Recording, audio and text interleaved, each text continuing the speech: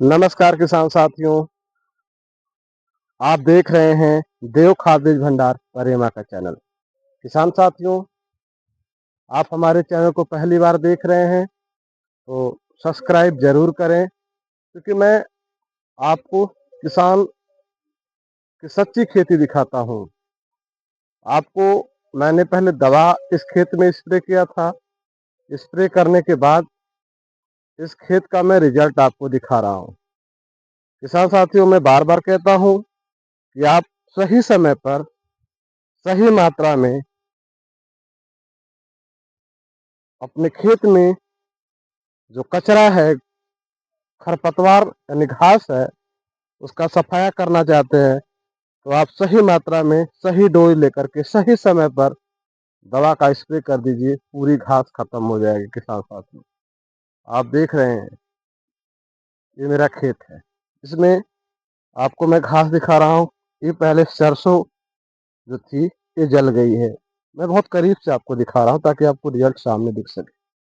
देखिए किसान साथियों, ये भी घास जल के खत्म हो गई है। यहाँ पर देखिए, आपको बहुत करीब से पास से दिखा रहा हूँ, जूम करके दिखा रहा हूँ। अब देखिए इस घास पर असर हो गया है। देखिए किसान साथी, बहुत पास से आपको करके दिखा रहा हूँ ताकि आपको रिजल्ट आपके सामने रहे। देख रहे हैं किसान साथी, गेहूं बहुत अच्छा है। सबसे बड़ी बात है कि गेहूं पे कोई असर ही नहीं हुआ है। आप सही मात्रा में सही तरीके से किसी भी दवा का इस्तेमाल करेंगे तो आपके खेत पर जो झटका लगने का जो डर है वो बिल्कुल नहीं लगेगा। देखिए किसान साथियों, इस घास पर भी आप देखिए, करीब से देखिए इसको इसको देखिए कैसे घास लटक रही है। अभी धीरे धीरे और इस पर असर होगा, पूरी घास खत्म हो जाएगी। किसान साथियों देखिए, यहाँ पे देखिए, बहुत करीब से आपको दिखा रहा हूँ। देखिए, पूरे खेत से घास सफा हो चुका है। किसान साथियों, हमने इसमें मिलाया था मेष सल्फुरान मिथाइल 20% WP फॉर्म प्लस नाबूद। बस दो ही टेक्निकल का हमने इसमें मिक्स किया था। हमने पूरे हमारा ये 10 बिस्सा का खेत है, तो इसमें हमने 2.5 टंकी का इस्तेमाल किया था। हमने पहले बताया है कि किसान साथियों, आप अपने खेत में जब दवा का स्प्रे कर रहे हैं तो एक टंकी में कम से कम 4 बिस्सा मारिए, उस पर दवा का छिड़काव कीजिए।